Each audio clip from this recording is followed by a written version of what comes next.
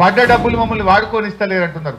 అది చింతకానైనా, అది జమ్మికుంట అయినా, హుజురాబాద్ అయినా, రాష్ట్రంలో ఎక్కడైనా సరే ఆల్రెడీ విడుదలైన దళిత బంధు పథకాల్ని వెంటనే ఆ దళిత కుటుంబాలకు అందజేయాలి, వారికి అన్యాయం చేయొద్దని చెప్పి కూడా బీఆర్ఎస్ పార్టీ పక్షాన మేము డిమాండ్ చేస్తా ఉన్నాం. ఇంకా ముఖ్యమంత్రి గారు నిన్న మీరు చూశారు, ఆయన నియోజకవర్గం లగిచెర్లలో అది ఫార్మాసిటీ కాదు, అది ఇండస్ట్రియల్ ఎస్టేట్ అని మాట మార్చాడు. అబద్ధం ఆడడానికి సిగ్గుండాలి. నువ్వు ఇచ్చిన గెజిట్ నోటిఫికేషన్లో ఏముంది?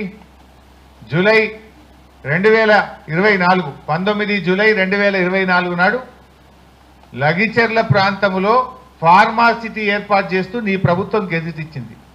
నువ్వేమో ప్రజలు తిరగబడితే ఇప్పుడు మెల్లగా మాట మార్చి లేలే అది ఇండస్ట్రియల్ ఎస్టేట్ అని మాట్లాడుతున్నావు. నువ్వు చూసుకో ఒకసారి, నువ్వు ఇచ్చిన గెజిట్ 19 జూలై 2024 నాడు ఫార్మాసిటీ ఏర్పాటు చేస్తున్నట్టు నువ్వు గెజిట్ ఇచ్చినావు. సరే, నిజాన్ని నిర్భయంగా ఒప్పుకో, తప్పైంది, నేను ఫార్మాసిటీకే ఇచ్చిన, నేను పొరపాటు చేసిన, ఆ ఫార్మాసిటీ గెజిట్ను విత్డ్రా చేసుకుంటున్నా అని చెప్పి విత్డ్రా చేసుకో. తప్పును బహిరంగంగా ఒప్పుకుంటే ప్రజలు క్షమిస్తారు, బుకాయిస్తే ప్రజలు క్షమించరు. నువ్వు బుకాయించే ప్రయత్నం చేస్తున్నావు. 19 జూలై 2024 నాడు ఫార్మాసిటీ ఏర్పాటు చేస్తూ నువ్వు గెజిట్ నోటిఫికేషన్ ఇచ్చినావు. దాన్ని రద్దు చేయి, ఫస్ట్ దాన్ని విత్డ్రా చేసుకో. అది ఇండస్ట్రియల్ ఎస్టేట్గా మళ్ళీ కొత్త గెజిట్ నోటిఫికేషన్ ఇస్తేనే అది ప్రజలు నమ్మేటువంటి అవకాశం ఉంటుంది. అయినా అక్కడ ప్రజలు ఏమంటున్నారు? అసలు నీ నియోజకవర్గంలో నేను ఓటేసి గెలిపించిన ప్రజలతో మాట్లాడడానికి నీకు ఎందుకు అంత భయం? వెళ్ళు, ఆ గ్రామానికి వెళ్ళు, ఆ ప్రజలతో కూర్చో, ఆ ప్రజలతో కూర్చొని మాట్లాడు.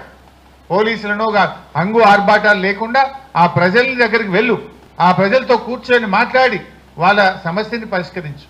కానీ పోలీసులను ఉపయోగించు, అక్రమ కేసులు పెట్టో నువ్వు బెదిరిస్తే నడవదు. ఏమనంటే కుట్రదారులు, అసలు కుట్రదారుడు నువ్వు.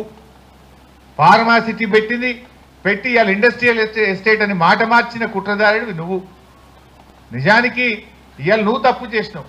ఒక ఎమ్మెల్యేగా నువ్వు వాళ్ళ దగ్గరికి వెళ్ళి మాట్లాడాలి, వాళ్ళతో చర్చించాలి. ఇలా వాళ్ళు ఎక్కువ ఏమంటున్నావు? నువ్వు తొండలు గుడ్లు పెట్టాయని అన్నావు.